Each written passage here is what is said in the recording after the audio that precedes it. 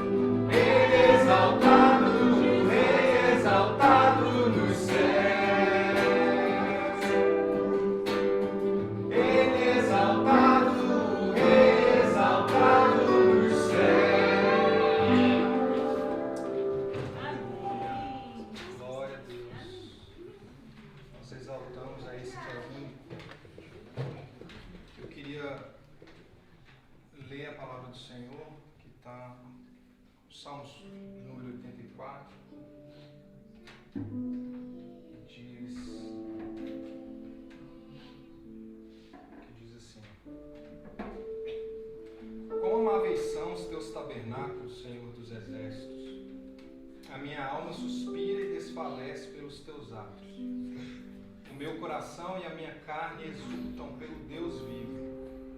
O pardal encontrou casa e a andorinha ninho para si, onde acolhe os seus filhotes.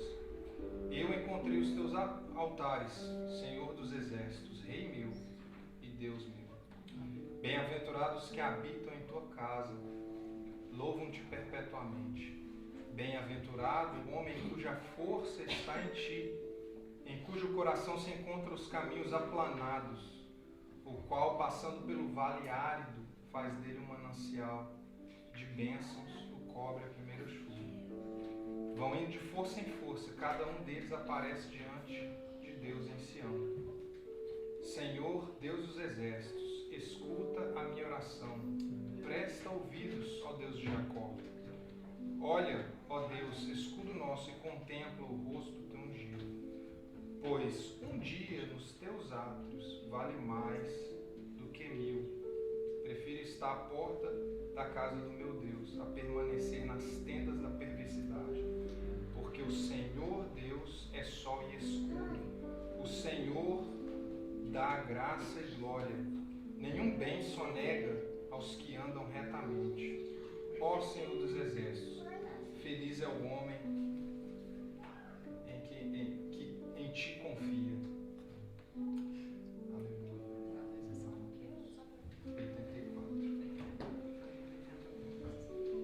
E é esse Rei, esse Deus que nós queremos louvar nesse momento, né? Continuar louvando. E eu queria que os irmãos cantassem comigo. Como o Rei Davi,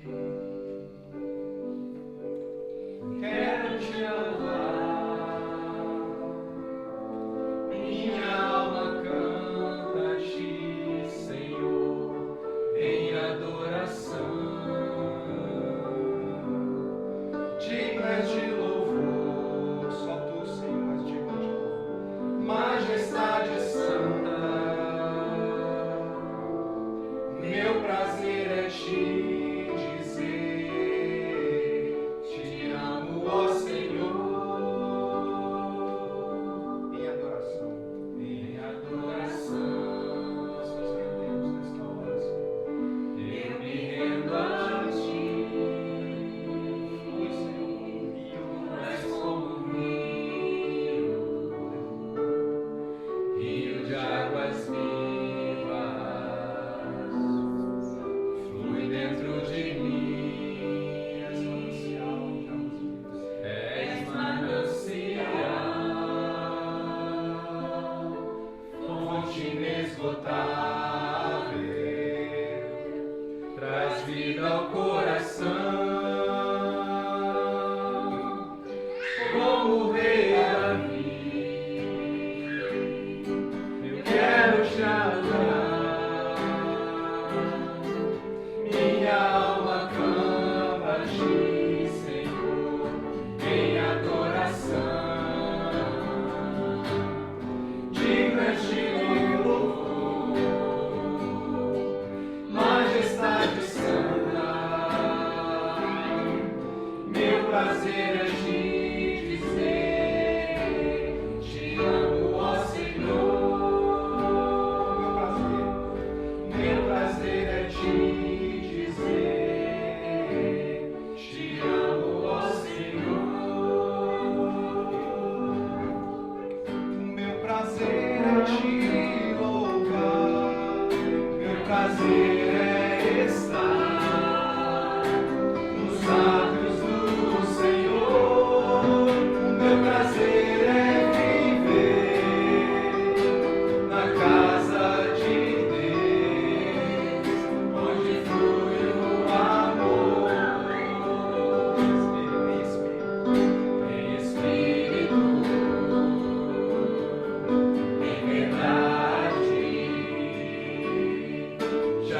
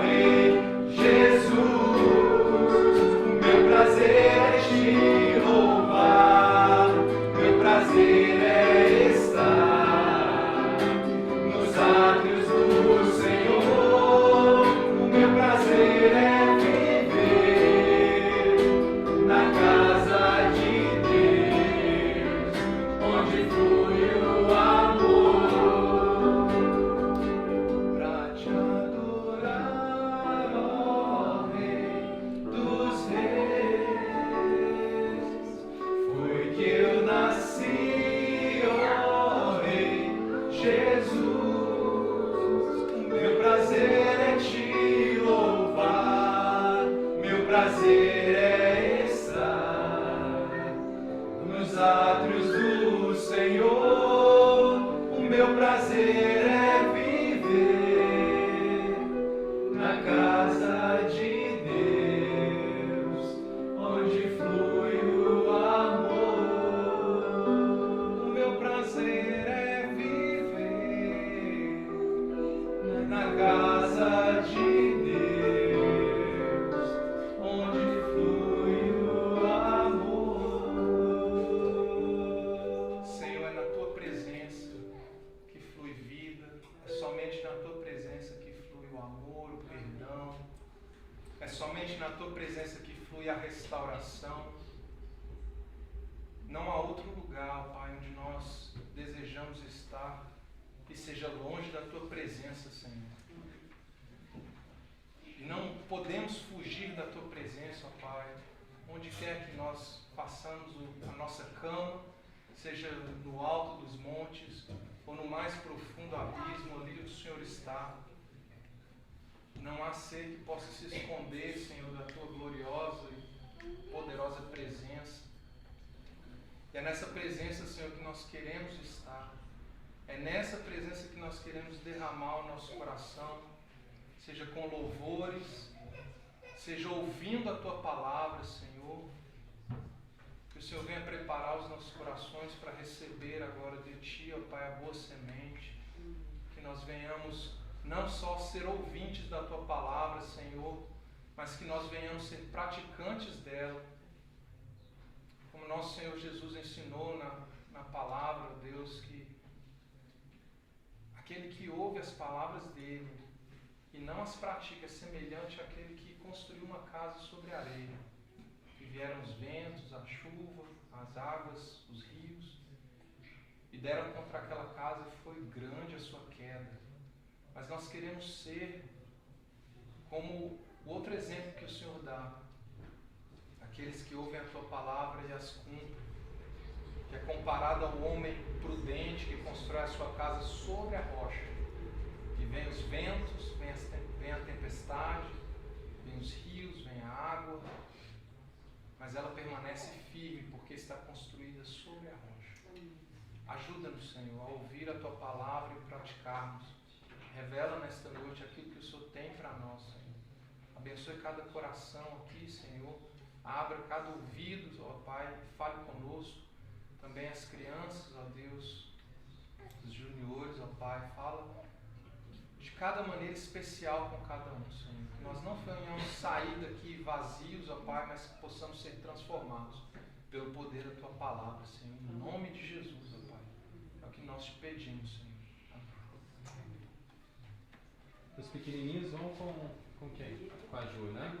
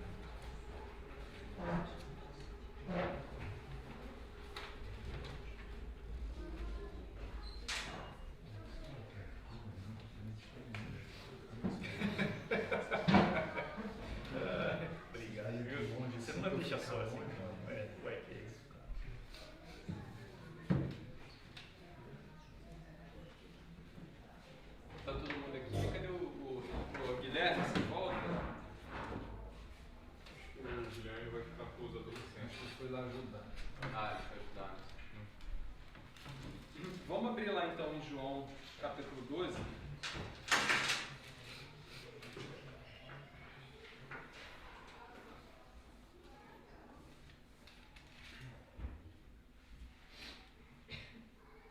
A gente vai ler, eu quero ler a partir do verso 19 e a gente vai até o final, até o 50. Vamos ler juntos? Verso 19 diz assim: E assim os fariseus disseram uns aos outros: Não conseguimos nada. Olhem como o mundo todo vai atrás dele. Entre os que tinham ido adorar a Deus na festa de Páscoa estavam alguns gregos. Eles se aproximaram de Filipe, que era de Betsaida, da Galiléia, com um pedido: Senhor, queremos ver Jesus. Filipe foi dizê-lo a André, e os dois juntos disseram a Jesus. Jesus respondeu: Chegou a hora de ser glorificado o Filho do Homem. Digo-lhes verdadeiramente que se o grão de trigo não cair na terra e não morrer, continuará ele só. Mas se morrer, dará muito fruto. Aquele que ama a sua vida, a perderá, ao passo que aquele que odeia a sua vida neste mundo, a conservará para a vida eterna. Quem me serve precisa seguir-me, e onde estou, o meu servo também estará. Aquele que me serve, meu Pai, o honrará. Agora meu coração está perturbado. E o que direi? Pai, salva-me desta hora? Não, eu vim exatamente para isto, para esta hora. Pai, glorifica o teu nome. Então veio uma voz do céu: Eu já o glorifiquei e o glorificarei novamente. A multidão que ali estava e a ouviu diz que tinha trovejado. Outros disseram que um anjo lhe tinha falado. Jesus disse: Esta voz veio por causa de vocês e não por minha causa. Chegou a hora de ser julgado este mundo. Agora será expulso o príncipe deste mundo. Mas eu, quando for levantado da terra, atrairei todos a mim. Ele disse isso para indicar o tipo de morte que haveria de sofrer. A multidão falou: A lei nos ensina que o Cristo permanecerá para sempre. Como podes dizer, o Filho do Homem precisa ser levantado? Quem é esse Filho do Homem? Disse-lhes então Jesus: Por mais um pouco de tempo, a luz estará entre vocês. Andem enquanto vocês têm a luz, para que as trevas não os surpreendam. Pois aquele que anda nas trevas não sabe para onde está indo. Creiam na luz enquanto vocês a têm, para que se tornem filhos da luz. Terminando de falar, Jesus saiu e ocultou-se deles. Mesmo depois que Jesus fez todos aqueles sinais miraculosos, não creram nele. Isso aconteceu para se cumprir a palavra do profeta Isaías, que disse: Senhor, quem creu em nossa mensagem? E a quem foi revelado o braço do Senhor? Por essa razão, eles não podiam crer, porque, como disse Isaías no outro lugar, cegou os seus olhos, endureceu-lhes o coração, para que não vejam com os olhos, nem entendam com o coração, nem se convertam e eu os cure. Isaías disse isso porque viu a glória de Jesus e falou sobre ele. Ainda assim, muitos líderes dos judeus creram nele, mas por causa dos fariseus não confessavam a sua fé, com medo de serem expulsos da sinagoga, pois preferiam a aprovação dos homens do que a aprovação de Deus. Então Jesus disse em alta voz: Quem crê em mim, não crê apenas em mim, mas naquele que me enviou. Quem me vê, vê aquele que me enviou. Eu vim ao mundo como luz, para que todo aquele que crê em mim não permaneça nas trevas. Se alguém ouve as minhas palavras e não lhes obedece, eu não o julgo, pois não vim para julgar o mundo, mas para salvá-lo. Há um juiz para quem me rejeita e não aceita as minhas palavras. A própria palavra que proferi o condenará no último dia. Pois não falei por mim mesmo, mas o Pai que me enviou me ordenou o que dizer e o que falar. Sei que o seu mandamento é a vida eterna. Portanto, o que eu digo é exatamente o que o Pai me mandou dizer. Amém. O capítulo 12 de João, ele para a gente ele é um ponto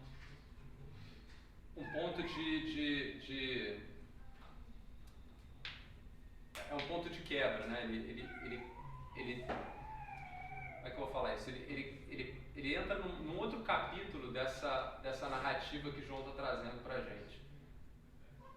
Jesus está aqui, a gente recapitulando, ele tinha acabado de entrar em Jerusalém, a gente viu a entrada triunfal, os judeus vieram clamando: bendito o rei de Israel, bendito aquele que vem em nome do Senhor, né? E nesse momento aqui, Jesus recebe ali a visita dos gentios. E isso aqui está acontecendo praticamente na última semana, ou exatamente na última semana de vida de Jesus no meio do povo ali. E daqui para frente, os capítulos, capítulo 13 ao capítulo 17, a gente vai ver que Jesus vai, ou melhor, João, né? João vai dedicar do capítulo 13 ao capítulo 17 um momento de Jesus com seus discípulos. Ou seja, Jesus vai estar num ambiente muito reservado. Esses capítulos seguintes são o que a gente chama de o discurso do quarto superior, onde Jesus vai ter a ceia dele com os discípulos, e ali ele vai permanecer algumas horas, e ele vai dar instruções finais, vai falar as últimas coisas com os seus discípulos. Depois daquilo, né, Jesus vai ser preso, vai ser pego, e dali a gente tem a sua cruz, a gente tem a sua morte e ressurreição. Então o que acontece do capítulo 12 em diante? Jesus não fala mais em público. Jesus não está mais no meio do povo de Israel falando. Então essa é a primeira quebra, né? Então até o capítulo 12 ele está ali, ele entrou em Jerusalém, ele falou essas palavras aqui, e foi a última vez que ele falou para todos. E essas palavras que ele falou aqui, agora é chegada a hora. Agora é chegada a hora. E aí a pergunta que vem até esse momento, Jesus tinha aí um ministério de mais ou menos 3 anos. Né? Ou seja, desde a vinda de Jesus, quando ele começa o seu ministério, a gente estudou lá o primeiro milagre que a gente viu sendo feito lá, foi no casamento em Caná da Galileia. Já estava lá, muito lá atrás, no início do seu ministério. Até aqui passaram-se 3 anos. E uma semana antes da cruz, né, Jesus fala, agora é chegada a hora. Ou seja, de fato Jesus estava ciente de que aquele momento ali era o momento do fim, era o último ato. Né? O último ato começa no capítulo 12 com a ressurreição de Lázaro, um ato que é muito relevante. Né? A gente falou sobre isso quando estava estudando a ressurreição de Lázaro.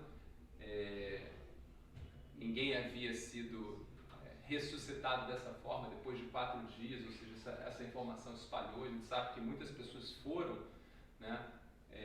Essa semana era a semana de Páscoa também, e são várias coisas importantes, né, para a gente ver como é maravilhoso, porque a semana de Páscoa é uma semana importante, a gente sabe que é importante para os judeus, mas dentro dessa semana as pessoas estavam falando de Lázaro, né? Jesus vai estar lá, mas nesse período todo da vida dele, Jesus está fazendo a sua obra. E quando a gente olha essa frase que está aqui no capítulo, está no verso 27, no verso 20, não, perdão, 23. Jesus respondeu, chegou a hora de ser glorificado o Filho do Homem. Quando a gente lê essa frase, a gente pergunta, por que Jesus falou que chegou a hora agora? É claro que Jesus sabia da sua cruz, sabia de todas as coisas, mas o que levou a Jesus a falar que esse agora era o momento? Por que eu trago isso? Porque a gente estudando o livro de João, a gente viu que em alguns momentos Jesus falou claramente que não era chegada a sua hora. No casamento de Caná da Galileia, quando Maria, a sua mãe, pede para que ele faça um milagre, ele fala, mulher, que tenho eu contigo? Não é chegada a minha hora. Quando eles vão para a festa das cabanas, que é uma festa típica dos judeus também, os irmãos de Jesus falam, por que você não vai na festa e você se apresenta, declara quem você é? E Jesus fala, não é chegada a minha hora, não é chegado o meu tempo. No capítulo 7, se eu não me engano, no milagre da multiplicação dos pães, os homens ficaram tão impressionados que queriam declarar Jesus rei à força, e ele se afasta deles. Né? Então, existiram momentos que Jesus, ele de uma forma muito proativa, mas direta, falou, não é chegada a hora ainda. Como se ele estivesse dizendo, eu ainda tenho uma missão a cumprir, ou eu estou numa missão. Numa missão que vai culminar na cruz, mas tem algo que eu estou fazendo ainda que eu preciso realizar, até que chegue o momento certo. E aqui chega a hora de Jesus. E o que está acontecendo aqui? Né? O que aconteceu aqui? A gente teve o milagre da ressurreição de Lázaro, Jesus entra em Israel sendo aclamado como rei, né? Todo o povo ao seu redor. A gente viu o verso 19 ali, os fariseus que durante todo esse período, né, têm buscado formas de pegar Jesus, de prender Jesus, até mesmo de matar, planejando matar Jesus, eles não conseguem ter êxito, e aí eles falam, como se estivessem jogando, né, se entregando, jogando, como é que fala na expressão, né? Jogando a toalha, né? Eles falam assim, ó, não conseguimos nada, olhem como todo mundo vai atrás dele, né? Esses fariseus aqui, de uma certa forma, estão até profetizando sem saber, porque obviamente eles estão falando aqui todo mundo aqui, todos aqueles que estavam ali naquela região, né, que eram judeus, estavam todos indo para a festa de Páscoa, da semana de Páscoa. E Jesus mais à frente vai falar que quando o Filho do Homem for levantado, ele vai atrair a muitos. Então, esse todo mundo aqui, na verdade, era um mundo ainda muito maior que esses fariseus nem estavam observando ainda. E eles não só não estavam observando, como eles tinham uma dificuldade de observar. E é isso que eu quero trazer a atenção para os irmãos. Quando Jesus fala que é chegada a minha hora, duas coisas acontecem. A gente vê uma rejeição declarada dos judeus, né, em relação a ele como Senhor. Por que você está falando essa rejeição? Ele não foi aclamado como rei? Mas a gente estudou isso, né? Ele foi aclamado como rei, mas numa perspectiva, que era a perspectiva do povo de Israel ali. O rei que lutaria contra o Império Romano. O Messias, que seria o Messias guerreiro, que tiraria o peso dos tributos romanos. Não o Deus que Jesus era. Então, Jesus como Deus foi rejeitado, declaradamente.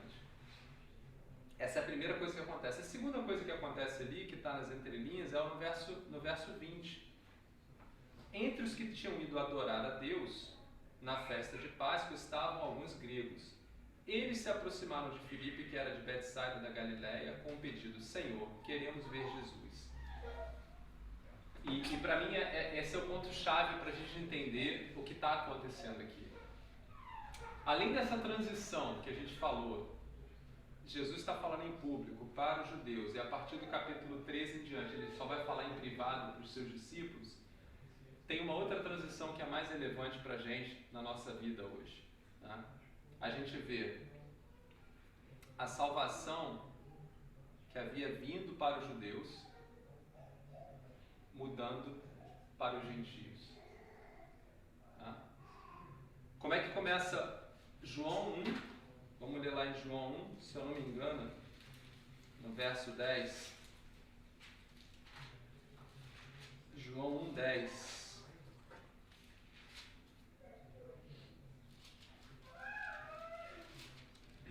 Aquele que é a palavra estava no mundo e o mundo foi feito por intermédio dele, mas o mundo não o reconheceu. Veio para o que era seu, mas os seus não o receberam. Esse primeiro aqui, veio para os seus, mas os seus não o receberam. Quem é esse que está falando e quem eram os seus? Jesus está falando e ele veio para o que era seu, o povo de Israel. E o povo de Israel não o recebeu. Continuando. Contudo, aos que o receberam, aos que creram em seu nome, deu-lhes o direito de se tornarem filhos de Deus. Aqui a gente vê os gentios, que não eram o seu povo, mas que decidiram e buscaram e creram. E porque creram, foram recebidos como filhos. E aqui está dito, né? João está dizendo, né? Jesus veio para os judeus, mas os judeus não os receberam. Por que isso é relevante? Eu vou agora, para a gente explorar um pouquinho o nosso conhecimento da palavra de Deus, né? Eu não sei se vocês já se perguntaram isso, mas a gente fala muito da história dos judeus. E o que nós temos com os judeus, né? Não temos nada do povo judeu. O povo judeu tem a sua cultura, ainda está aí até hoje.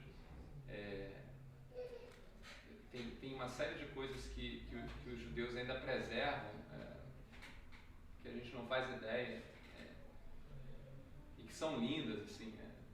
Os judeus têm uma devoção, né, religiosa ou não interessa, eles têm uma devoção à palavra, enfim, buscam a corrupção ali também, mas o fato é, a gente quando estuda a palavra de Deus, a gente inclui aqui toda a história do povo judeu.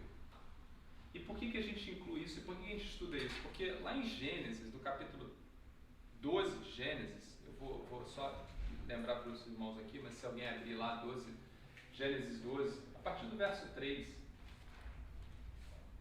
ali o mundo já existia, você já tinha povos, mas Deus toma uma decisão ali, Deus chama um homem, separa um homem chamado Abraão, e Deus fala algo muito importante para Abraão. Deus fala: Abraão, farei de você uma grande nação, farei de você um povo, Abraão. Ou seja, farei de Abraão um único homem, uma única semente, um povo. Vou te abençoar onde você for, Abraão. Vou te mandar para a terra prometida, você será um povo, você será o meu, farei de você um povo. Mais tarde você vai ver que Deus vai falar que esse é o povo de Deus, você vai ser um povo para mim.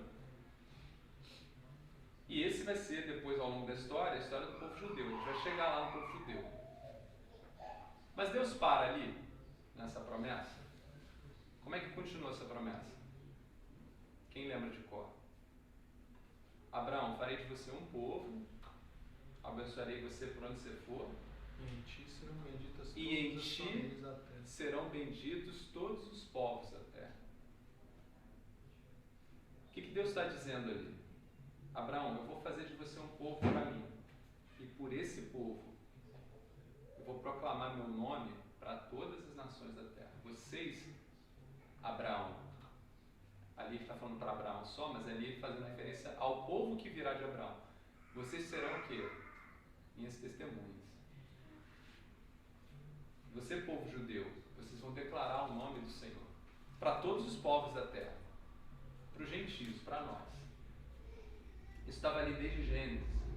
Se a gente for ler lá no capítulo de Gênesis 49, quando os filhos de Jacó estão sendo abençoados pelo pai, quando chega em Judá, a palavra do Senhor é muito clara para Judá. De Judá vai vir aquele que é o descendente, aquele cujo reinado será eterno, aquele cujo todos os povos da terra se submeterão.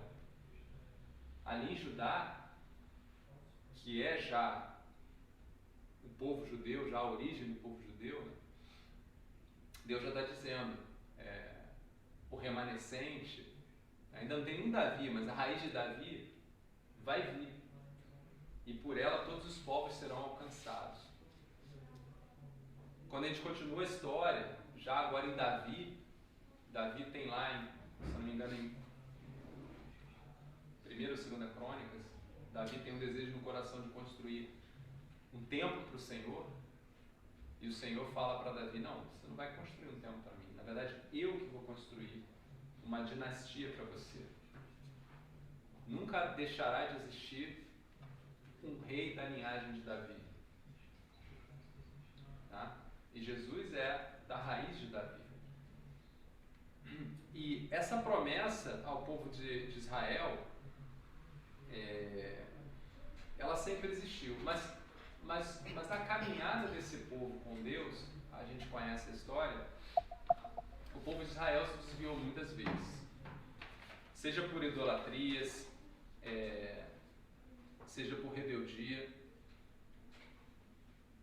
Nesse período, os gentios estavam presentes, né? Você tinha, quando Israel, quando Deus vai dar a terra prometida, né, para o seu povo, 7 nações tomavam conta do território, e eram nações de gentios.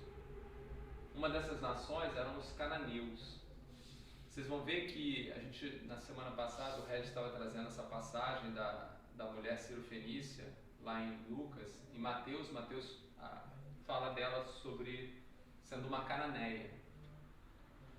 E Eu não sei se esse texto está em Deuteronômio 7, 1, 9, porque eu não botei a referência aqui, mas vou pedir para o Isaac, enquanto eu falar, lá para a gente, Deuteronômio 7, do verso 1 ao verso 9. Mas Deus, quando está dando essa... Eu acho que não está ali não, mas eu falo. Deus, quando está dando a terra para os judeus ainda no princípio, Deuteronômio 7, de 1 a 9, Deus fala assim, olha, com esses povos que estão aí, entre eles os cananeus, vocês vão entrar na terra e vocês vão remover tudo. Vocês vão, teoricamente, destruir todo esse povo. E vocês não têm que ter piedade, não têm que se misturar com eles. Não tem que ter nenhuma relação. E Deus explica o porquê. Deus fala, porque esses povos não me escolheram. Esses povos não me querem como Deus. E vocês são meu povo. Não se misturem com eles. Esses eram gentios. Quando a gente fala de gentios, a gente está falando daqueles que não são povo de Deus. Tá? São aqueles que são afastados desse povo que Deus escolheu para si. Essa história da mulher cirofenícia está lá no capítulo 15 de Mateus, do 21 ao 28. Quer ler para a gente Deuteronômio, Isaac? 1 a 9, 7, 1 a 9. Quando o Senhor, teu Deus, te introduzir na terra a qual passará a possuir, e tiver lançado muitas nações diante de ti, os heteus e os gigazeus, os amorreus, os cananeus, os ferezeus, os heveus, os jebuseus, 7 nações mais numerosas e mais poderosas do que tu, e o Senhor teu Deus as estiver dado diante de ti, para as ferir totalmente, as destruirás. Não farás com elas aliança, nem terás piedade delas. Nem contrairás matrimônio com os filhos dessas nações, não dará tuas filhas a seus filhos, nem tomarás as suas filhas para os teus filhos, pois elas fariam desviar os teus filhos de mim, para que servissem a outros deuses, e a ira do Senhor se acenderia contra vós outros, e depressa vos destruiria. Porém, assim lhes fareis: derribareis os seus altares, quebrarei as suas colunas, cortarei os seus postes ídolos e queimarei as suas imagens de escultura. Porque tu és povo santo ao Senhor, teu Deus. O Senhor teu Deus te escolheu para que lhe fosse o seu povo próprio de todos os povos que há sobre a terra. Não vos teve o Senhor afeição, nem vos escolheu porque fosseis mais numerosos do que qualquer povo, pois éreis o menor de todos os povos, mas porque o Senhor vos amava e para guardar o juramento que fizera a vossos pais, o Senhor vos tirou com mão poderosa e vos resgatou da casa de servidão, do poder de Faraó, rei do Egito. Saberás, pois, que o Senhor teu Deus é Deus, o Deus fiel, que guarda a aliança e a misericórdia até 1000 gerações, aos que o amam e cumprem os seus mandamentos. Então, ali você vê representado os gentios, que não eram o povo de Deus, e o povo de Deus sendo instruído por Deus. Só para abrir um parênteses aqui para a gente ter conhecimento normalizado, quando a gente fala de povo de Israel, hebreus, judeus, eu vou falar muitas vezes judeus, porque é o que nós conhecemos agora, e vou explicar como a gente chegou em judeus. Mas é como eu falei, Deus escolhe o seu povo em Abraão. Abraão é o primeiro patriarca.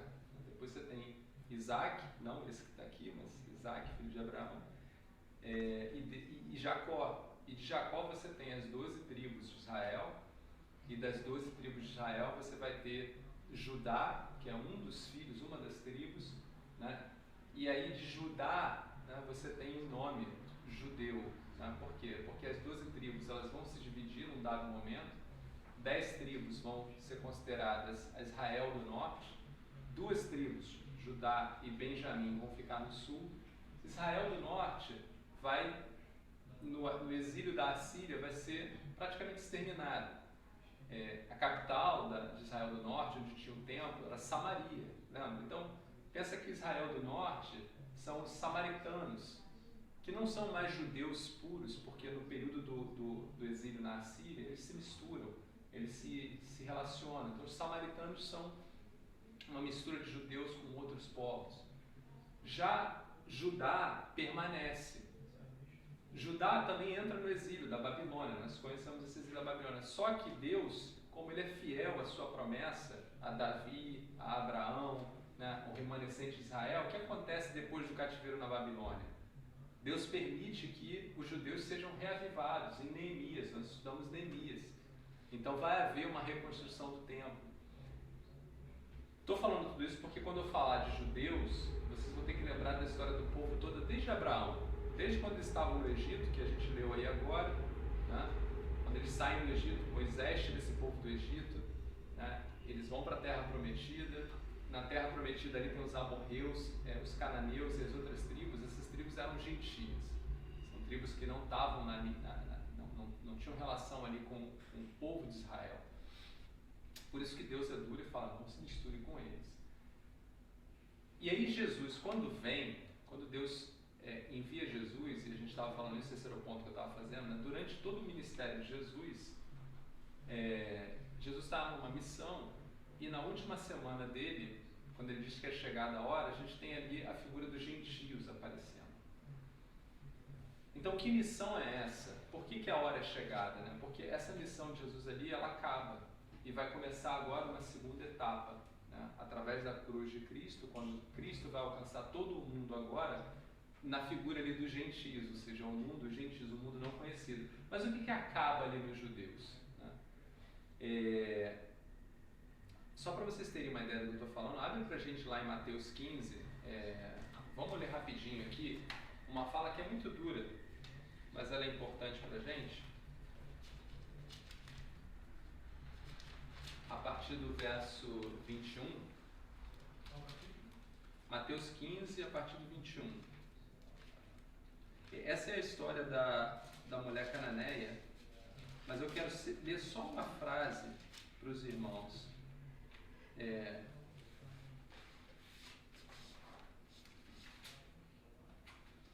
15 a partir do 21, verso 24, quem quer ler para a gente? Ele respondeu, eu fui enviado apenas às ovelhas perdidas de Israel. Quem é que está falando isso? Jesus. E Jesus está falando isso respondendo a uma mulher que é uma gentia. Não é uma mulher do povo de Israel. Jesus está falando, eu fui enviado para as ovelhas perdidas de Israel. Não sei se vocês já pensaram nisso, né? Mas trazendo um outro texto semelhante a esse, quando Jesus está conversando com a mulher samaritana, que também é gentia, samaritana, Jesus fala assim, vocês samaritanos não conhecem, né? Nós judeus sabemos que a salvação vem dos judeus.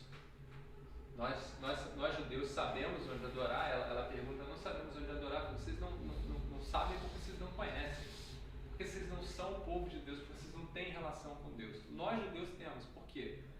Porque a salvação vem dos judeus. E para deixar a gente mais intrigado, quantas vezes nós lemos nas cartas de Paulo fala primeiro aos judeus, depois aos gentios, né? O que significa isso? Primeiro aos judeus, depois Jesus falando aqui. E eu não sei se vocês já refletiram sobre isso, mas todos os homens que nós aprendemos a olhar, a estudar, são todos judeus. Os discípulos eram todos judeus. Jesus era judeu. Então, que história é essa, né? Tudo está relacionado com os judeus ali. É relevante isso? Foi tudo embora? Não, de maneira nenhuma. Jesus veio, nesses 3 anos de ministério dele, para acordar os judeus. Ele veio para os gentios? Não. Ele recebeu os gentios? Sim. mas ele veio para acordar os judeus. Ah, mas a gente leu lá em João 3,16, Jesus veio para todo mundo. Sim, veio. Lembra? De novo. A promessa em Abraão foi: todas as nações da terra serão abençoadas. Ou seja, Deus já tinha no seu coração abençoado todas as nações da terra. Mas o caminho que Deus queria usar, qual era? Por Abraão, o povo judeu. Se a gente for lá em Romanos, capítulo 11, Paulo vai explicar isso. Deus queria ter usado o povo judeu, como testemunhas obedientes. E isso seria plenitude, isso seria belo demais. Mas Deus acabou usando a desobediência do povo judeu para acordar quem? Os gentios. Então Paulo vai falar, a desobediência deles gerou graça em nós. Jesus, nesses anos de ministério, em todos os momentos, ele foi acordar os judeus. De que forma? Os judeus receberam a lei. A lei, Paulo vai falar várias vezes, a lei que foi enviada por anjos a Moisés, não era má, não era errada. Ela foi enviada para o povo judeu. Com que propósito? Para que aquele povo reconhecesse a Deus, reconhecesse o pecado em si próprio, né? E dependesse de Deus na sua caminhada. Aquela lei tinha o propósito de mostrar a justiça de Deus, mostrar a santidade de Deus, mostrar o pecado do homem. Mas o que acontece no meio do povo de Israel?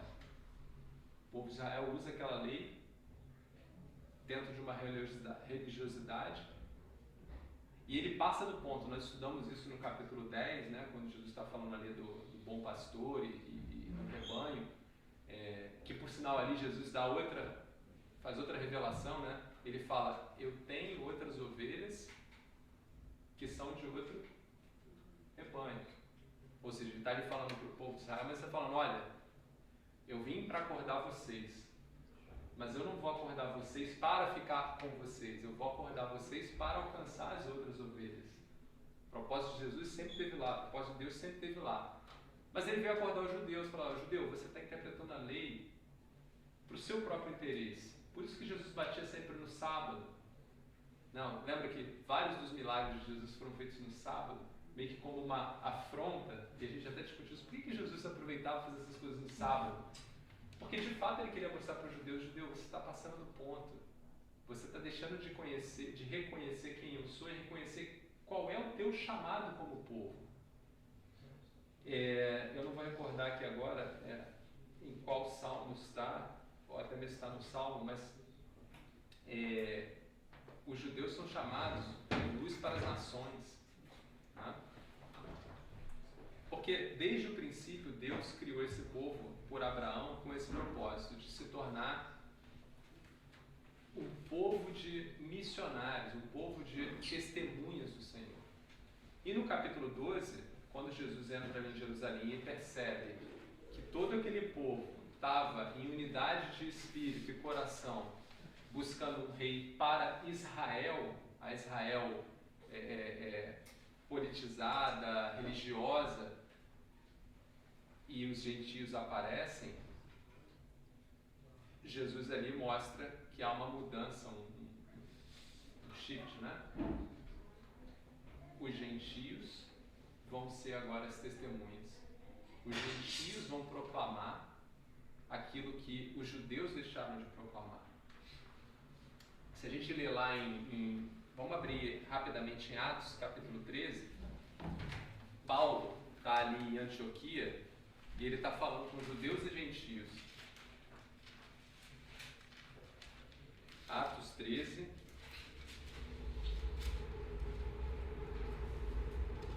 a partir do verso 13, mas eu vou ler mais para o finalzinho para os irmãos, né? A partir do verso 13, a situação aqui é que Paulo está falando ali para aquela igreja, ali tem israelitas e gentios, tanto é que no verso 16 a gente vê Paulo se mantém de pé e fala, israelitas e gentios, tementes a Deus, ouçam-me. O Deus do povo de Israel escolheu nossos antepassados e exaltou o povo durante a sua permanência no Egito. Aí aqui Paulo vai contar toda a história, essa história que eu estou contando para vocês aqui, de Deus caminhando, né, Deus caminhando com o povo judeu até os tempos dele, Paulo. Aí olha o que ele vai falar aqui, ó. Verso 23 já. Da descendência desse homem, de Davi, né? Deus trouxe a Israel o Salvador Jesus, como prometera.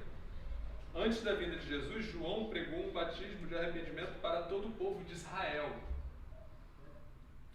Quando estava completando sua carreira, João disse: quem vocês pensam que eu sou? Mas não sou quem vocês pensam, mas eis que vem depois de mim aquele cujas sandálias não sou digno de se amarrar. Verso 26. Irmãos, filhos de Abraão e gentios tementes a Deus, a nós foi enviada esta mensagem de salvação. Agora, verso 27, olha o que Paulo fala.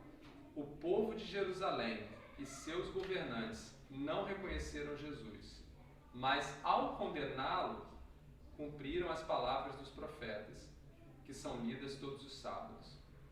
Mesmo não achando motivo legal para uma sentença de morte, pediram a Pilatos que o mandassem executar. Aqui, continuando aqui, porque é importante o verso finalzinho, tendo cumprido tudo que estava escrito a respeito dele, tiraram-no do madeiro e o colocaram no sepulcro. Mas Deus o ressuscitou dos mortos, e por muitos dias foi visto por aqueles que tinham ido com ele da Galiléia para Jerusalém. Estes agora são testemunhas de Jesus para o povo. Então olha só, estes agora, aqui Paulo está falando dele como judeu, apóstolo dos gentios, e os gentios no meio dos judeus. Então agora, os testemunhas, né, aqueles que são testemunhas de Deus, testemunhas de Cristo, somos nós. Essa responsabilidade passou para a gente agora. Paulo, em Romanos 11, ele vai falar algo muito interessante, para que nós, e isso eu não quero me alongar muito, não tem outras coisas para falar aqui, mas o que eu quero dizer com tudo isso Deus tinha um propósito para acordar o povo de Jerusalém, o povo judeu, não o povo de Jerusalém, o povo judeu tinha um propósito para acordá-lo, porque eles foram separados para honrar e servir a Deus como povo. E na desobediência deles, nós fomos alcançados, e graças a Deus por isso. Mas se eles desobedeceram, nós também corremos esse risco de sermos testemunhas. Era isso que eu queria levantar para vocês. E não é muito difícil. Paulo em Romanos vai fazer esse ponto, né? Para que a gente não Oi? Para que a gente não se orgulhe, para que a gente não exalte, ou mesmo não esqueça daquilo que aconteceu com Israel, né, com o povo judeu. Porque se eles como povo, e Paulo vai fazer essa figura da árvore, dos seus galhos, dos ramos originais, e daqueles que nem eram ramos, que eram galhos de uma outra árvore, que ele chama até de oliveira brava, né? Que deve ser uma árvore ruim. Vocês que eram de uma árvore ruim, vocês gentios que não prestavam, vocês que eram aqueles que adoravam outros deuses e não me queriam, mas eu, pela minha graça, enxertei vocês em Cristo, meu Filho. Mas aqueles, falando dos judeus, que eram o meu povo, né, eu os cortei pela incredulidade deles. Mas aí Paulo fala, não pense vocês que foram enxertados, que vocês são melhores que eles. Porque se eles que eram meu povo, eu cortei, quanto mais a vocês que não eram povo. Tá? Por que eu estou falando tudo isso? Porque esse texto continua em João 12 e tem algo muito importante para a gente aqui. Eu não vou entrar no mérito, mas essa mudança, essa mudança de responsabilidade, vamos colocar assim, né? Os judeus tinham como missão dada lá em Abraão serem testemunhas do Senhor, e eles ignoraram isso. O texto fala aqui que eles foram obscurecidos. Lá embaixo nós lemos aqui no verso 12, no capítulo 12, que Isaías faz Isaías fala sobre isso, né, que eles foram cegados para que eles não vissem, né? E Paulo vai falar sobre isso também para a gente. Deixa eu abrir aqui em João 12 de novo. Lá no finalzinho, ó, verso 40. Cegou os seus olhos e endureceu-lhes o coração para que não vejam com os olhos, nem entendam com o coração, nem se convertam, e eu os cure. Então, em parte aqui, era propósito de Deus também que esses judeus se endurecessem. Tá? Aí você fala, mas então, Paulo vai argumentar isso no capítulo 11 de Romanos, muito, né? Mas então Deus fez como propósito? Sim e não. Sim, em parte, alguns desses foram endurecidos, porque de fato, pela desobediência deles, pela incredulidade deles, você vê que no capítulo aqui os gentios aparecem buscando Jesus, ou seja, só para efeito de fato, de curiosidade aqui, esses gentios que aparecem aqui, repara, a gente está numa festa judaica, Páscoa, e tem gentios aqui. Isso parece estranho, né? Como é que gentio, que não conhece Deus, não quer nada a ver, quer nada com Deus, vai buscar Deus ali? Mas Deus já tinha determinado lá atrás em Levítico, né, que haveria uma parte do templo, né, destinada aos gentios, o átrio dos gentios, né, aqueles gentios que buscassem o Senhor, né, os chamados vou esquecer o nome, prosélitos, né, que são aqueles que tiveram como voto o desejo cultuar a Deus, o Deus de Israel. Tá? Ou você pode entender gentios que tinham temor do Senhor. Tá? Como, por exemplo, quem conhece a história do centurião Cornélio, né?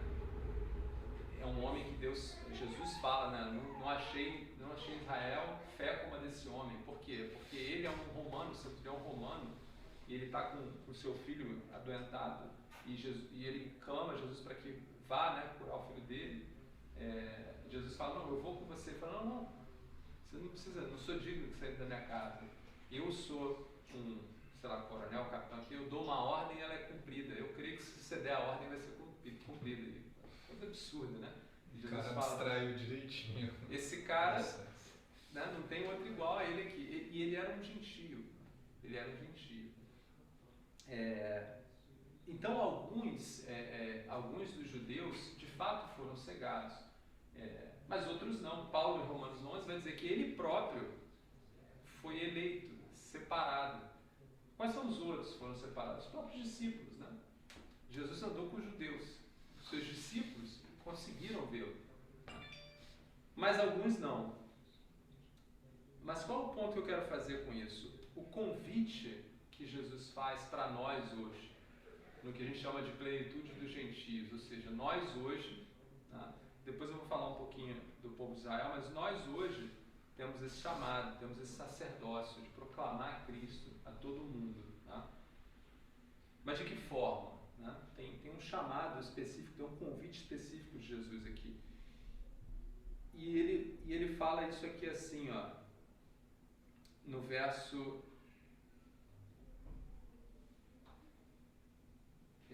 Cadê? No verso 25, ele primeiro fala, né, digo-lhes verdadeiramente, se o grão de trigo não cair na terra e não morrer, continuará ele só, mas se morrer dará muito fruto. O verso 25, né, 25 e 26 é o convite que ele faz para nós hoje, os gentios, né? Aquele que ama a sua vida a perderá, ao passo que aquele que odeia a sua vida neste mundo a conservará para a vida eterna. Quem me serve precisa seguir, e onde estou, meu Pai também estará. Aquele que me serve, meu Pai o honrará. Hoje, o convite que Jesus fala, e Jesus fala isso aqui, lembra, ele está falando isso em resposta aos gentios que pediram uma sessão com ele ali. Ele não está falando só aos gentios, obviamente, ele continua falando para todo mundo, mas a resposta dele é com base nos gentios buscando, querendo falar com ele. Jesus fala, eu vou entregar minha vida, tá? Mas vocês, que agora agora eu chamo para serem minhas testemunhas. O padrão para serem minhas testemunhas é esse. Que vocês estejam onde eu estou, que vocês andem, que vocês aqui, né? Que vocês não amem a sua vida aqui, para que vocês a conservem para a eternidade. Tá? Então, Jesus aqui faz um convite para os gentios, setando o padrão de testemunho que eles têm que dar. Qual o nosso padrão de testemunho, né? É o que a gente vai ler lá, o negar-se a si mesmo, né? Tomar a sua cruz e siga-me, né? O padrão de testemunho é essa vida aqui em Cristo. E eu acho que esse é o perigo que Paulo fala em Romanos 11 para a gente, porque os judeus não entenderam o seu chamado como bênção para as nações, porque eles buscaram, né, na sua própria vida ali, o seu relacionamento com Deus através das obras, os seus próprios méritos. Eles buscaram outro caminho. Eles não foram capazes de entender todos os sinais que a gente vê no Velho Testamento que apontavam para o pecado do homem, a impossibilidade do homem de se auto-justificar, todo o sistema de sacrifícios, né, que a gente via ali como um símbolo, né, do sacrifício eterno que seria feito em Jesus. O próprio judeu não só, e a gente pode entender isso, né, Deus instituiu o sacrifício, ele tinha propósito, mas o próprio judeu deturpou o sacrifício, porque ele já sacrificava, vocês lembram, né? Deus tinha estabelecido alguns padrões, né? No final já estavam sacrificando animal. Pô, esse aqui eu não vou usar mesmo, então vamos levar lá para o Senhor, né? Vou fazer coisa de qualquer jeito. Né? Eles próprios já não faziam. Deus falava para eles: o problema de vocês não é o que vocês fazem de sacrifício natural, mas o coração de vocês não está em mim. Né? Então, da mesma forma que os judeus se perderam nessa caminhada com o Senhor, e o Senhor estava perto deles. Jesus seta o padrão para a nossa caminhada com Ele aqui como testemunhas dele. Só seremos testemunhas de Cristo se entregarmos nossa vida verdadeiramente. E eu creio que isso aqui, essa transição, né, dessa plenitude dos gentios da plenitude dos judeus, né, os judeus ali, Jesus trabalhou esses 3 anos de ministério acordando os judeus. Né, e eles não foram acordados, exceto aqueles que Deus tinha separado para eles, os discípulos estavam ali. Com seus discípulos judeus, que lá, depois da ascensão de Jesus, quando Jesus ascende, Jesus fala para eles: agora vão. Até aquele momento eles ainda estavam em Jerusalém, ainda estavam em Israel ainda. Agora vão por todo mundo. Vão ser esses discípulos judeus acordados que vão resgatar muitos. Paulo vai ser um deles, que Jesus vai resgatar. Paulo fala isso: eu sou judeu da tribo de Benjamim, capítulo 11, logo no início. Tá? Mas fui resgatado por Deus para alcançar os gentios. Então, esses judeus eleitos, resgatados por Deus, nos alcançaram. Mas nós temos uma escolha. Nós temos um convite aqui de Jesus na sua cruz. E o convite é esse: que a gente entregue a nossa vida para sermos testemunhas dele. E aí você pode perguntar: mas e o que aconteceu então com o povo judeu? Ele se perdeu por completo? Assim, Você falou que em Gênesis eles eram o meio pelo qual Deus queria alcançar todo mundo, mas eles foram endurecidos. E agora os gentios, que somos nós, somos testemunhas do Senhor para todo mundo. E onde está o povo de Israel agora? Onde estão os judeus agora? E se a gente crê em Deus verdadeiramente, a gente precisa crer que o nosso Deus é um Deus que não quebra as suas promessas. E se a gente lê lá Zacarias capítulo 10, em outros profetas também a gente vai ver as mesmas verdades. Né? O próprio Isaías 53, ele narra ali, é quase que se você quiser, uma biografia de Jesus ali, de como seria o Messias, né? Isaías 53 narra tudinho. Mas eu não sei se vocês já perceberam, quando vocês leem Isaías 53, tem algo muito lindo, que é como se Isaías estivesse vendo aquela cena do servo do Senhor, e num momento ele é como se ele estivesse vendo no presente, mas também no futuro. Porque ele começa falando assim, olha, ele era alguém que não tinha uma imagem que nos chamasse a atenção, era alguém que era desprezado, era alguém que, né? E por isso ele foi crucificado, era um homem de dores. Então ele começa falando assim, mas mais à frente no mesmo texto ele fala assim, e ele foi transpassado pelas os nossos pecados. Agora você vê Isaías já como se estivesse olhando para a cena já acontecida e refletindo sobre, mas foi por causa de mim que aquilo aconteceu. Né? Então ali você vê Isaías como se fosse o povo judeu olhando de volta para Jesus agora e falando, poxa, aquele que nós colocamos na cruz era o nosso Deus. Fomos nós que fizemos isso com Jesus. Então eu estou colocando isso aqui para vocês, que o povo judeu, num dado momento, ele vai ser restaurado. Porque num dado momento ele vai fazer esse olhar de Isaías e vai olhar para a cruz de Cristo, ele vai olhar para Cristo e vai ver, nós matamos o nosso Deus. Esse momento vai acontecer. Paulo em Romanos 11 fala para isso, fala que os gentios testemunhando Cristo, né, geram ciúme no povo judeu. Por que geram ciúme? Porque o povo judeu, como eu falei, a gente tem que estudar muito para entender essa relação, uma relação muito, muito próxima com Deus. É um povo que foi construído, feito por Deus e caminhou muito tempo com Deus. Então, eles chegaram a um ponto de entender que Deus era só deles. Né? E entenderam isso de uma forma muito, muito estranha, mas tem vários exemplos aqui de judeus se relacionando com gentios, onde eles eram, como é que fala? Muito arrogantes em relação a gentios. Né? Gentios têm que morrer. Tem uma passagem, né, que João e Tiago, Jesus está passando por Samaria e Jesus está indo para Jerusalém com Tiago e os discípulos e parece que os samaritanos chegam ali perto ali, não sei se eles iam fazer uma coisa ou não, mas João e Tiago viram para Jesus e falam, Senhor, quer que a gente mande cair fogo do céu para queimar eles? A relação dos judeus com os gentios, por conta da percepção que eles tinham do Senhor com eles, meu Deus. A história de Jonas. Jonas não queria pregar em Nínive. Ele se afasta, ele foge do Senhor, ele não queria pregar em Nínive. Por que ele não queria pregar em Nínive? Porque ele não aceitava que Deus pudesse chamar os ninivitas, né, ao arrependimento, para ser Deus deles. Por quê? Porque Nínive era gentio.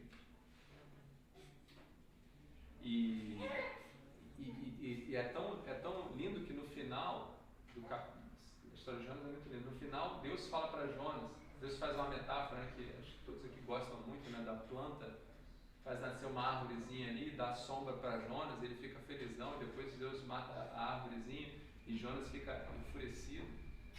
E Deus fala para ele, Jonas, você tem mais misericórdia dessa árvore, que você não fez nada para nascer, do que todo um povo que não sabe distinguir a mão esquerda da mão direita. Não teria eu, Deus, que tem misericórdia desse povo? E acaba a história ali.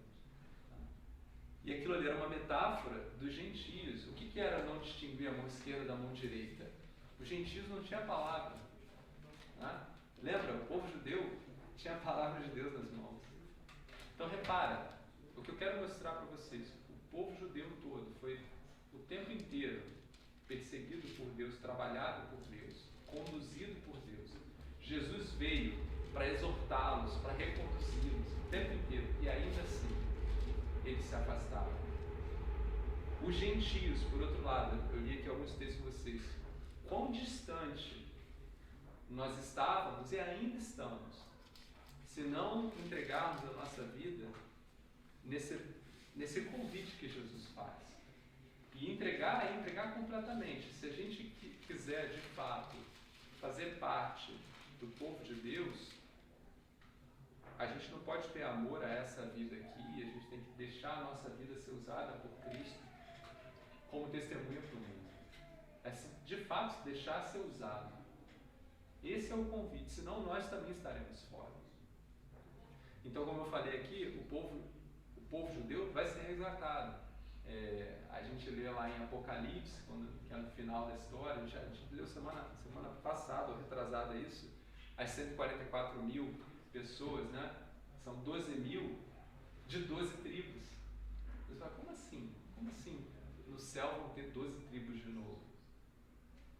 Quando a gente lê lá em Zacarias, no capítulo 10, Deus fala que um dia ele vai resgatar de novo Judá e Efraim. Interessante que ele fala Efraim, porque Judá a gente sabe que nunca foi extinguida, né? Porque Deus sempre manteve um remanescente, mas Israel do Norte, eu falei, foi extinguida, né? Mas Efraim é uma das tribos do Norte. Então Deus está falando, eu vou resgatá-los. Como? Não faço ideia, imagina, devem ter ainda judeus dessas tribos, descendentes, né? Ou talvez judeus como essa mulher samaritana, que provavelmente é uma mulher essa mulher criou no Senhor e ela provavelmente era uma samaritana de alguma dessas tribos e foi resgatada. Então, as promessas que Deus fez para o povo de Israel, para o povo judeu, que era povo de Deus, elas não estão descartadas. E para a gente hoje serve de sinal. Quando eu começo a ver os judeus sendo restaurados na sua fé em Cristo, isso é o sinal de que o fim dos tempos está chegando, porque a plenitude dos gentios só foi possível com a desobediência deles. Mas no momento que eles começam a enxergar Cristo, é porque a gente está, né, os gentios que foram resgatados fizeram o seu papel de testemunhas e agora os judeus, de fato, enciumados, estão se voltando ao Senhor. E esse é o momento onde Jesus volta, né? Onde nós teremos o reino eterno, né? Onde aí judeus e gentios vão estar juntos ali. Então eu queria só para concluir deixar essa mensagem para a gente, né? Que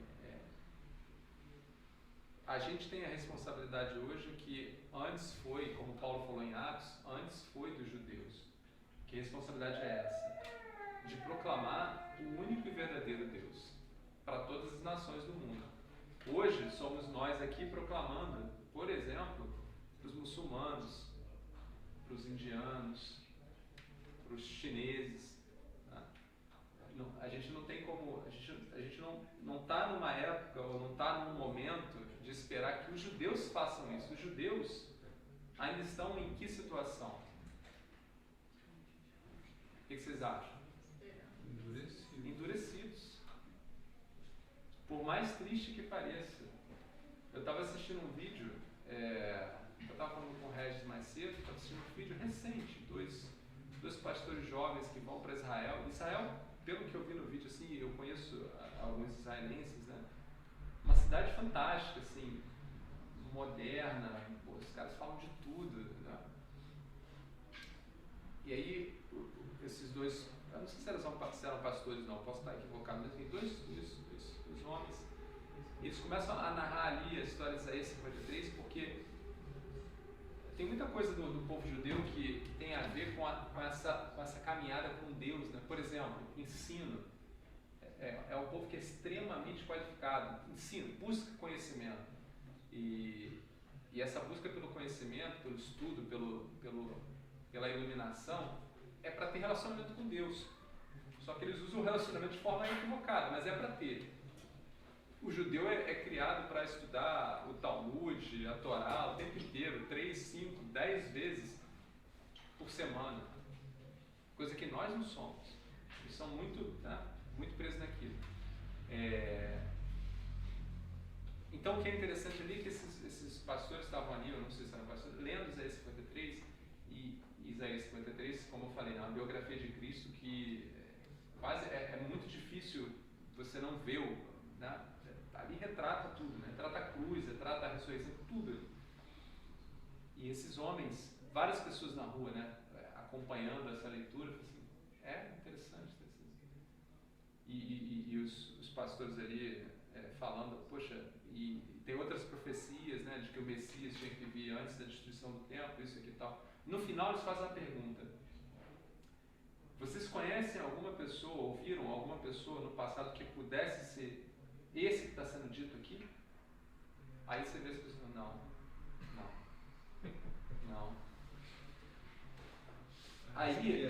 Aí os caras, né, eles insistem assim, será que Jesus não poderia ter sido?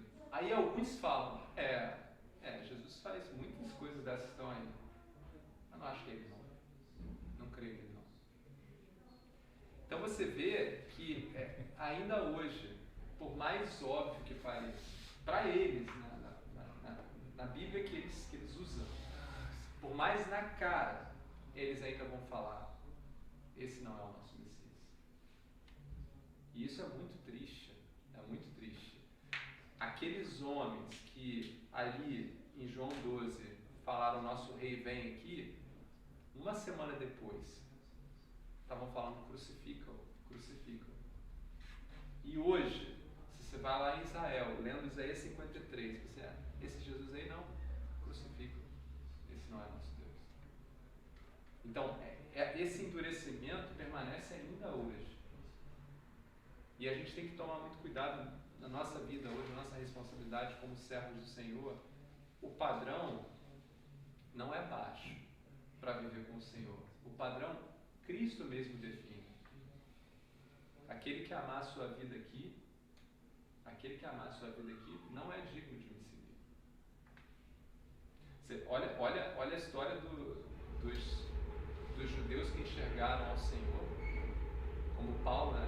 Como foi a vida deles? Paulo fala que a vida dele ele se gastava, se deixava gastar.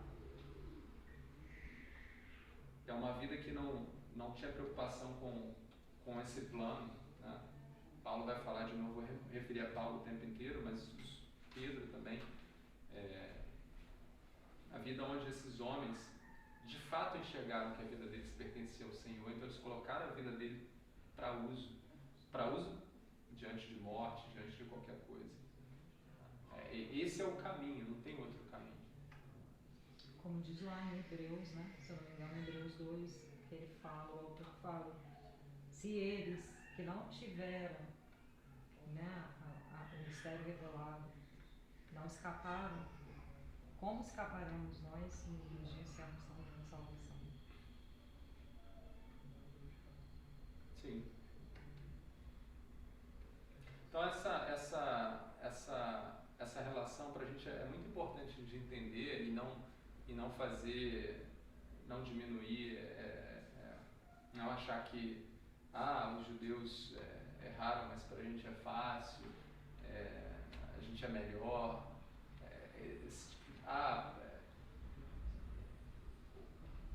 interpretações equivocadas de que Deus do Velho Testamento não é Deus do Novo Testamento. Não, a história é uma só, Deus é o mesmo Deus, a história é uma do início ao fim. Cristo veio para trazer para esses judeus, que eram o povo de Deus, o entendimento, o esclarecimento de quem Ele era, para que eles pudessem cumprir a missão deles.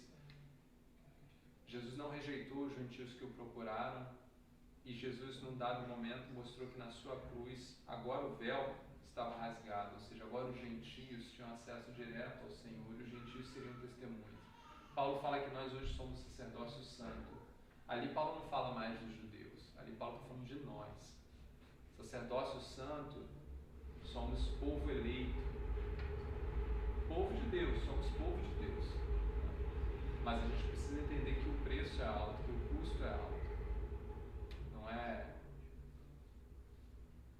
Não é algo que é simples, né? Jesus mesmo vai falar, aquele que inicia uma obra é melhor que avalie o custo, né?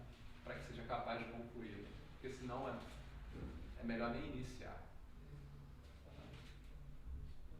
Qual é aquele texto? Onde é que está aquele texto que também é bonito, né? Aquele que bota a mão no arado e olha para trás, não é?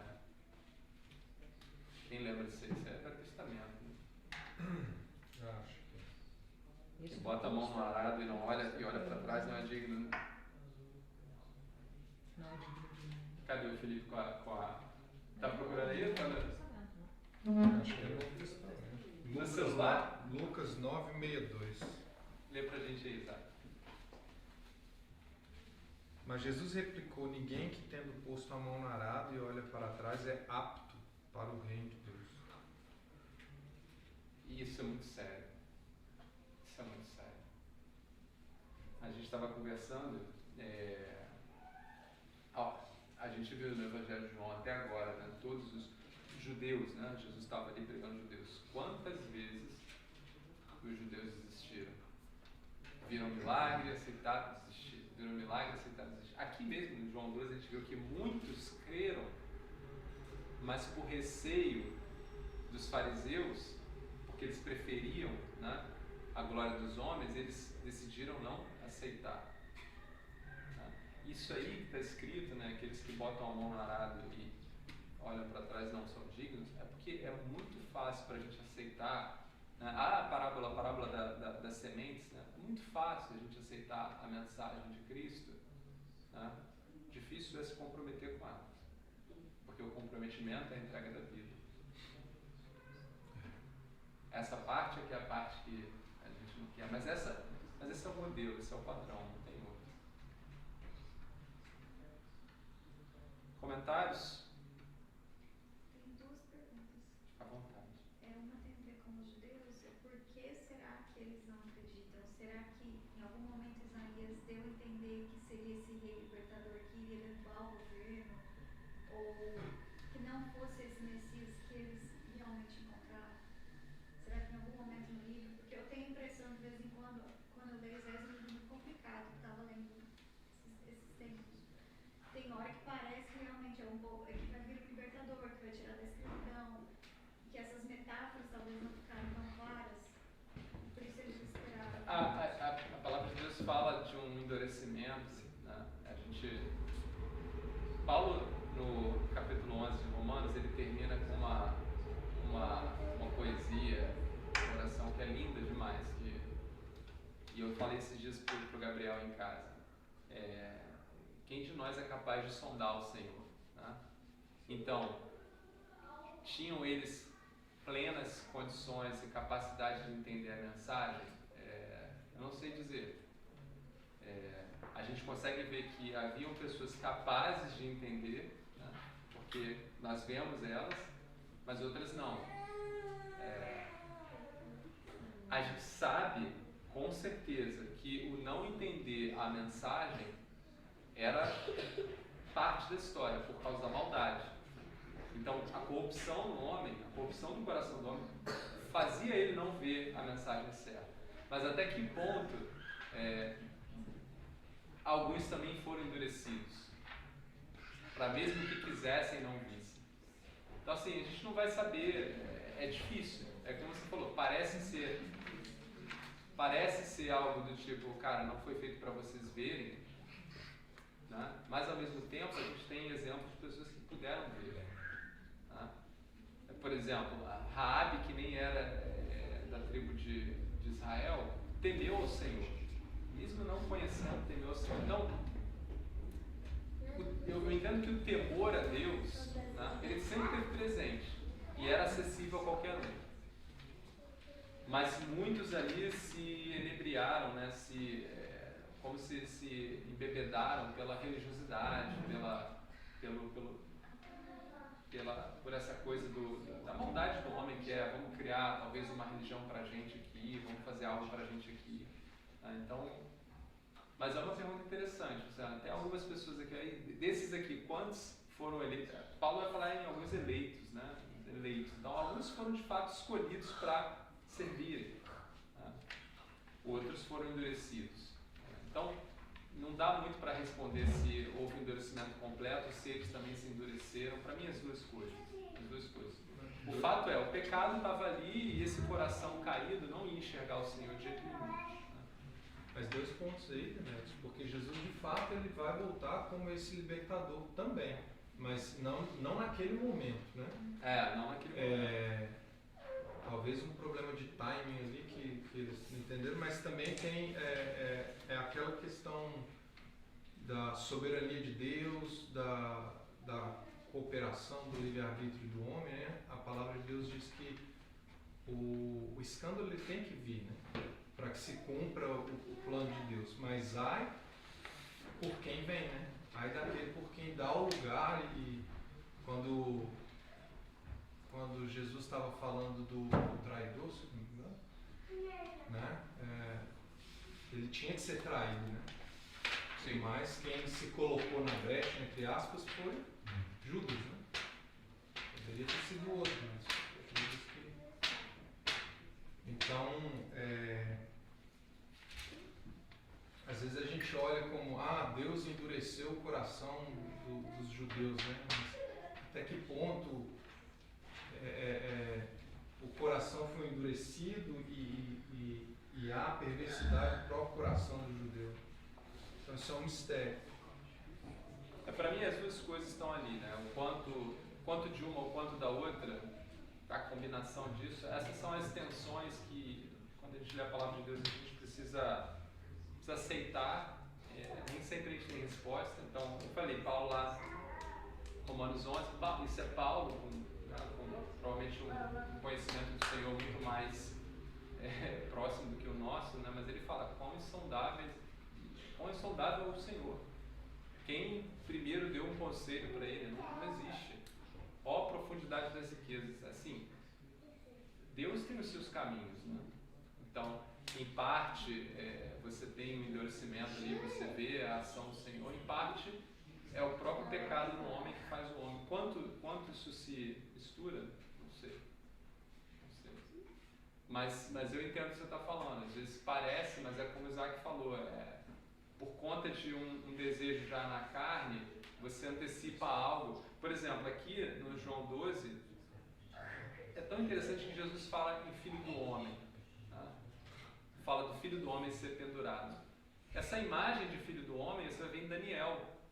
Daniel vai falar, né, quando há o julgamento ali nas nações, e Daniel está olhando para o futuro, está olhando para o reinado de Jesus. Daniel vê o Filho do Homem.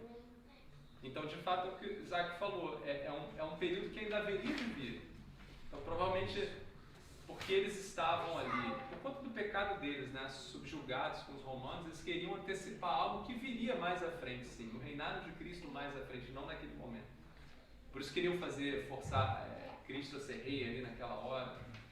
Na cabeça deles poxa, esse aí está fazendo um monte de coisa aqui sobrenatural, talvez ele seja, né, um Messias guerreiro. E o foco, né? Eles estavam focados na libertação terrena, né?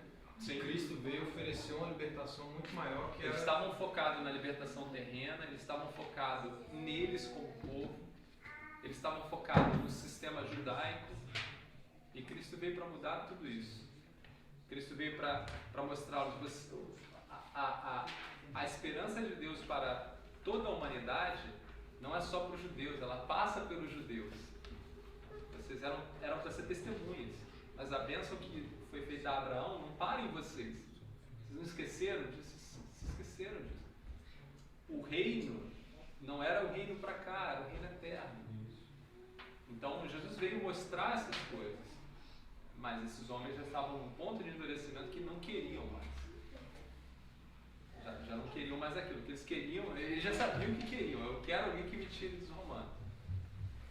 Assim como a gente também tem um coração endurecido, a gente vê tanta gente, né, buscando relacionamento com Deus pelo motivo errado, né? Às vezes está buscando o Senhor para, sei lá, melhorar a saúde, ou melhorar o emprego, ou ser próspero na vida financeira, ou melhorar o casamento, né? Quando na verdade nenhuma dessas coisas consegue trazer satisfação e plenitude, né, para nós. Quem nos satisfaz é apenas Cristo. A gente leu aqui, não, modelo. Jesus deixou claro aqui. Entregando a sua vida. Não é nada dessas coisas. Essas coisas aí, vindo ou não vindo, não fazem a menor diferença. Porque se o servo não reconhecer que precisa também, como o seu Senhor, né, entregar a sua vida a Ele, né, ou seja, a nossa vida precisa ser derramada como um grão de trigo também, para que Ele habite em nós. Se isso não existir, esse é o convite. O convite é esse, não tem outro. Todo o resto o resto não importa, na verdade. O resto, eu costumo falar porque a gente vê que Jesus mesmo nos traz essa imagem, os discípulos, né? A vida com Cristo é uma vida em plenitude, né? Cristo nos conhece, estudamos em Hebreu, então Ele é capaz de interceder por nós, é capaz de acalmar o nosso coração diante das dificuldades. Mas tudo isso, todas essas coisas são de segundo plano. Porque a coisa mais importante é submeter a vida a Cristo. Que Jesus seja o nosso Senhor. Porque se assim for, e Ele me chamar para a glória hoje, eu estou feliz. Você entende? Mas se assim não for, se a minha perspectiva com o Senhor é porque eu passo por alguma dificuldade hoje e preciso resolver isso, a glória não é tão alegre assim. Ir para a glória, não, Senhor, mas eu queria isso primeiro. Então você percebe que Paulo, falando aos Filipenses, fala assim, olha, eu preferia ir para a glória, mas Deus não me quer na glória ainda. Então é uma alegria estar com os irmãos. Entende? É o plano B, é o fallback. É uma alegria estar aqui. Mas o nosso desejo devia estar na glória com Ele. Deus diz, entregue o teu caminho, Senhor, buscar, né? Primeiro o reino de Deus. O reino de Deus E o resto, as demais serão acrescentadas. essas demais coisas, elas não estão na mesma ordem de prioridade de entregar E a a vida gente ao é Senhor. tão rápido em olhar para os judeus, né? Falar, nossa, que absurdo. Mas quando a gente para sozinho no quarto e faz a reflexão de o quanto o céu é atrativo para nós, porque Jesus está lá, aleluia, o quanto isso é uma verdade no coração de cada cristão. Né? Como Paulo disse, né? Eu sou feliz se Jesus me chamar, porque Jesus está lá, eu vou ver Jesus. Aleluia por isso. O quanto de nós, ou quem de nós, né, consegue falar isso, né? Poxa, se Jesus hoje me chamar, que alegria, eu vou ver o meu mestre. Amém. Porque a gente é muito rápido em como pode, né? Como pode eles negarem a Jesus? E será que a gente não está negando Jesus também? Essa Não, é uma pergunta pra não cada um de nós. submetendo a Ele 100% de quem somos? Você tinha uma outra pergunta, né? Tem, é outra coisa, não tem a ver com os judeus agora. Você disse que nesse texto de João 12 ele fala agora é chegada a hora. Nesse momento, faltando uma semana para ele morrer. 3 anos não foi a hora ainda, né? Mas porque mesmo não sendo a hora, ele realiza os milagres. Por exemplo, a transformação da água em vinho. Ele fala, não é chegada a hora mesmo. Mas ele vai lá e faz. Por quê? De novo, né? Isso é uma coisa que é muito difícil a gente explicar ali, né? Porque quando ele fala para Maria, né, que não é chegada a hora dele, por exemplo, quando ele fala para os irmãos que ele não é chegada a hora, mas ele vai para a festa das cabanas e ele vai e fala, né? Eu acho que ali o que Jesus está mostrando ali, ele está na verdade nos ensinando, ou ensinando aqueles que anseiam, né? Que o tempo do Senhor, o relógio do Senhor para as coisas não é o nosso, né? A gente tem anseios e desejos, mas a gente deveria mais depender do Senhor.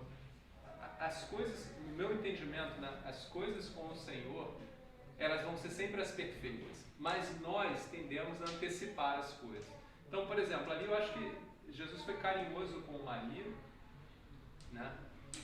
E Jesus aproveitou a oportunidade para ensinar, através ali, a gente estudou o casamento, né, o Caná o casamento lá na Galileia, o que Jesus faz com o vinho ali, o que está acontecendo ali com aquele casal, em várias simbologias ali que para a gente são ensinamentos muito, muito necessários para a nossa caminhada com Ele.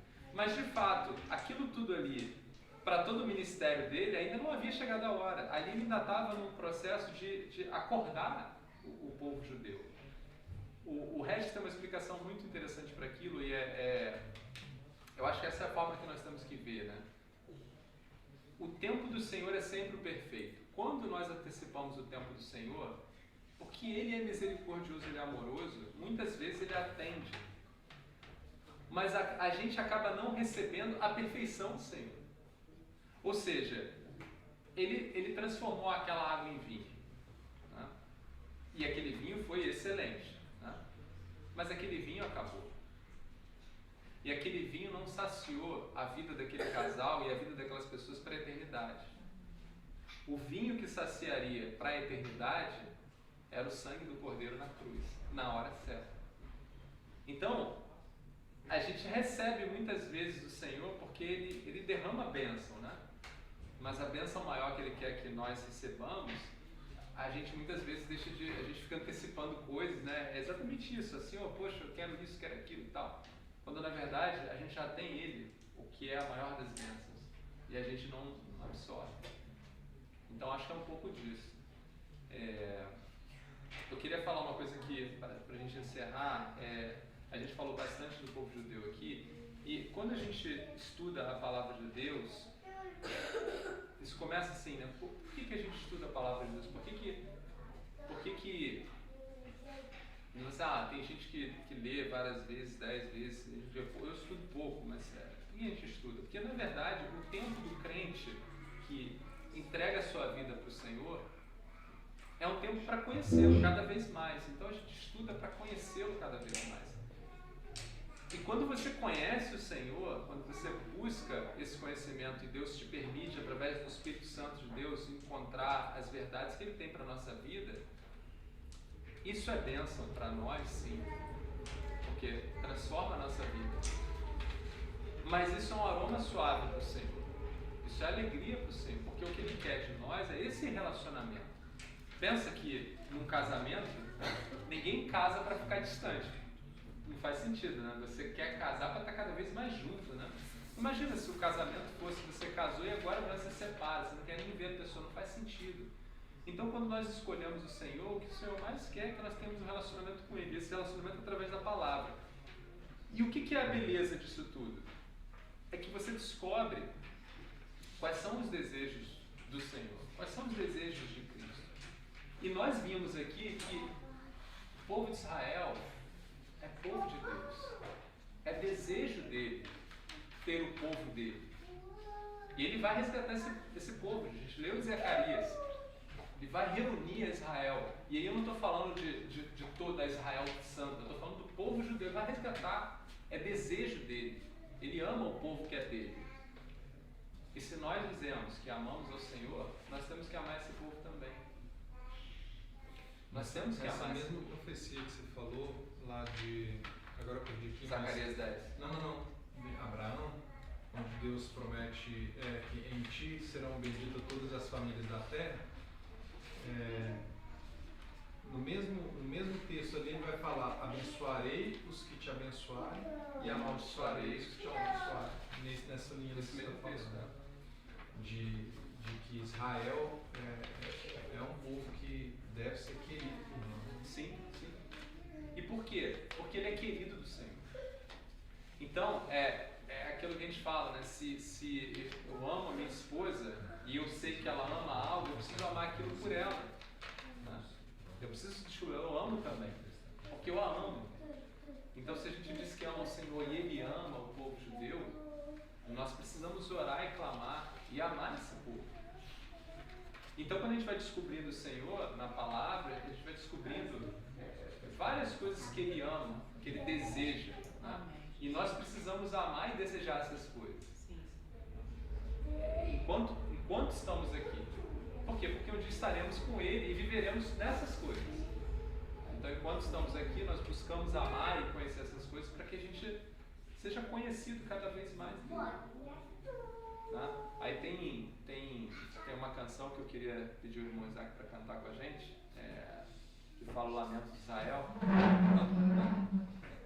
E na voz do irmão Isaac é uma voz dele. Eu posso tentar.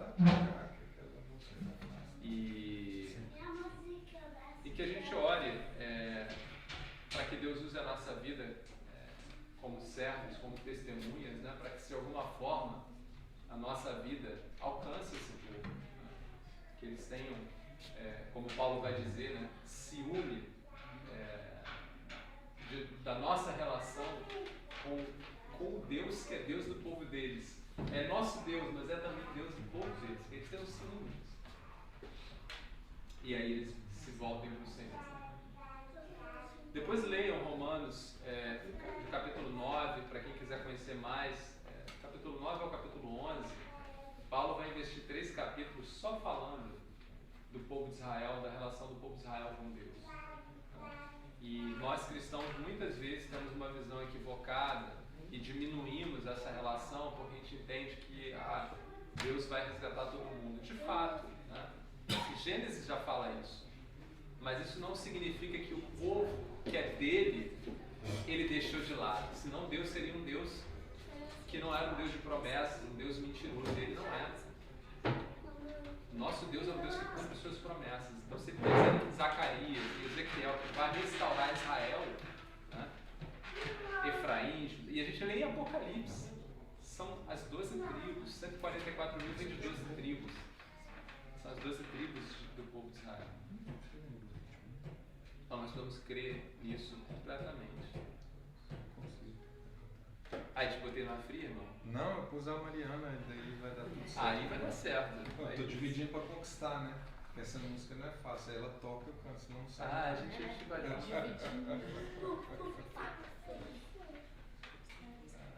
Enquanto o irmão Isaac está coordenando a voz ali, muitas coisas que a gente lê na palavra de Deus, a gente tem que ter uma leitura muito apropriada, que é entendendo Deus que promete e cumpre essas coisas e entendendo o princípio dessas coisas para a nossa vida com Ele, como servos, né? Então, vocês conhecem bastante aquela passagem, né? Quando, Deuteronômio, eu não vou lembrar, quando o meu povo que se chama pelo meu nome se humilhar, se arrepender dos seus maus caminhos e clamar a mim, eu ouvirei do céu e sararei a sua terra, né? Deus está falando do povo dele, mas Deus está falando também de nós, né? O princípio que Deus está ensinando ao povo de Israel é o princípio que cabe na vida do crente. Então, muitas vezes nós estamos afastados, estamos distantes do Senhor, precisamos clamar que Ele vai ouvir do céu. E Ele vai sarar a nossa terra, ou seja, vai sarar as nossas aflições de uma forma que nós vamos estar de novo com Ele. Mas aquilo é dito num contexto para o povo de Israel. O povo de Israel que está ali sendo jogado de um lado para o outro por causa do seu pecado, né? Se envolvendo com ídolos. Uma coisa que a gente vê hoje, né?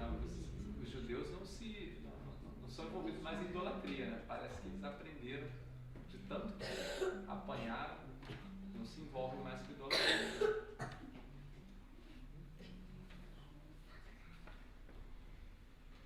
Do cativeiro te levaram de Sião, e os teus sacerdotes prantearam de aflição. Foi como morrer de vergonha e dor. Caminhava triste o povo forte do Senhor a Jerusalém, porque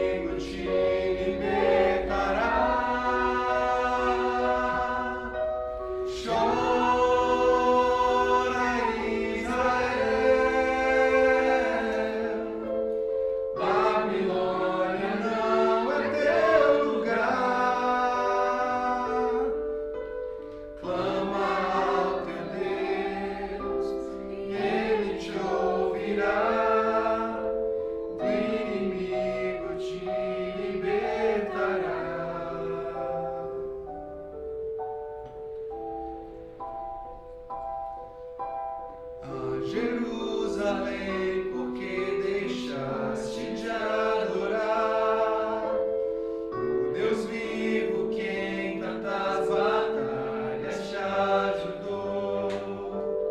Chora Israel, num lamento só. Talvez Deus se lembre do bichinho de Jacó. Chora Israel, Babilônia não é teu lugar. Clama ao teu Deus e Ele te ouvirá. Do inimigo te libertará. Chora Israel, Babilônia não é teu lugar. Clama ao teu Deus e Ele te ouvirá. Do inimigo te libertará.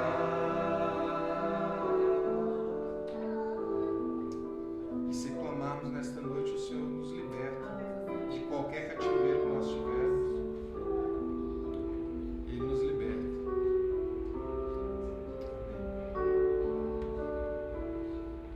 Obrigado, Senhor, pela tua palavra. Obrigado por nos trazer, Senhor, tudo aquilo que precisamos ouvir hoje. Senhor, o teu convite está feito para cada um de nós. E o teu convite passa por uma reflexão de quanto, Pai, temos entregue a nossa vida, Senhor. Senhor, tu não quer uma vida pela metade, tu não quer uma parte, Senhor. Tu nos pede, ó Pai, que deixamos de lado o velho homem e nos entreguemos completamente a Ti, Senhor. Senhor, e a Tua palavra nos mostra, Pai, que é somente no Senhor que temos vida. Há uma falsa ilusão de que há vida fora de Cristo, Pai. Quantos e quantos se perdem, Senhor? Quantos estão sofrendo agora, Pai, porque não experimentam a paz contigo? Ó Senhor, faz em nós, Pai, a Tua vontade. Usa-nos, Pai, como mensageiros Teus, Pai. Nos toma por completo. Que o nosso desejo seja para o Senhor. Que a nossa vida seja Tua, Pai. Senhor, cuida das famílias que aqui estão e nos dê, Pai, a porção dobrada da Tua graça sobre nós, para que possamos continuar caminhando. Sabemos que estamos numa caminhada, numa corrida, Senhor. Nos ajude, Pai, a alcançar a coroa, Senhor, que o Senhor tem separado para cada um de nós. Em nome de Jesus, nós oramos agradecendo, Pai, pelos irmãos que estiveram aqui, os nossos irmãos que estão, Pai, espalhados, que são servos Teus, Pai. Guarde-os no Teu nome, Pai. Amém. Se não tem mais, podemos continuar o relacionamento com ela. Amém? Pedro, abraço. Gabriel, tchau, filhote. Eu ouvi você cantando essa música, cara. Você também canta, você conhece essa música? Faz muito tempo que você não canta, né?